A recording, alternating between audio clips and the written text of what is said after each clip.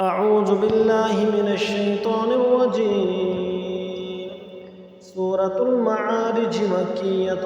بسم الله الرحمن الرحيم. سأل سائل بعذاب واقع للكافرين ليس له دافع من الله ذي المعارج.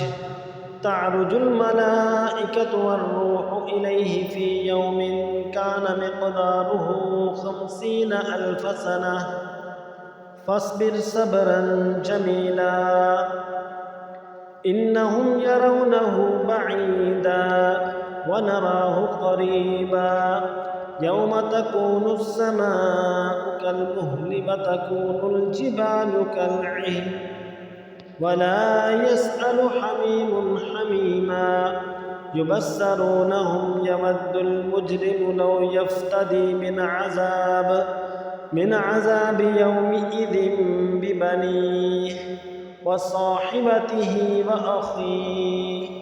وفصيلته التي تؤويه ومن في الأرض جميعا ثم ينجيه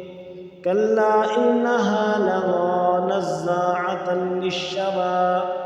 تدعو من أدبر وتولى وجمع فأوعى إن الإنسان خلق هلوعا إذا مسه الشر جزوعا وإذا مسه الخير منوعا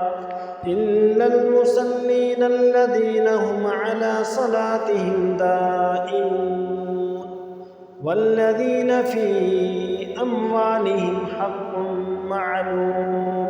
للسائل والمحروم والذين يصدقون بيوم الدين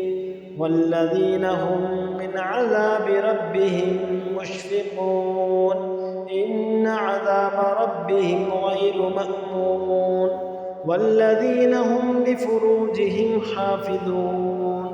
إلا على أزواجهم أو ما ملكت أيمانهم فإنهم غير ملومين فمن ابتغى وراء ذلك فأولئك هم العادون والذين هم لأماناتهم وعهدهم راعون والذين هم بشهاداتهم قائمون والذين هم على صلاتهم يحافظون أولئك في جنات مكرمون فما للذين كفروا قبلك مهطعين عن اليمين وعن الشمال عزين أيطمع كل امرئ منهم أن يدخل جنة نعيم كلا إنا خلقناهم مما يعلمون فلا أقسم برب المشارق والمغارب إنا لقادرون على أن نبدل خيرا منهم وما نحن بمسبوقين فذرهم يخوضوا ويلعبوا حتى يلاقوا يومهم الذي يوعدون يوم يخرجون من الأجداث سراعا كأنهم إلى نصب يوفدون خاشعة أبصارهم ترهقهم ذلة ذلك اليوم الذي كانوا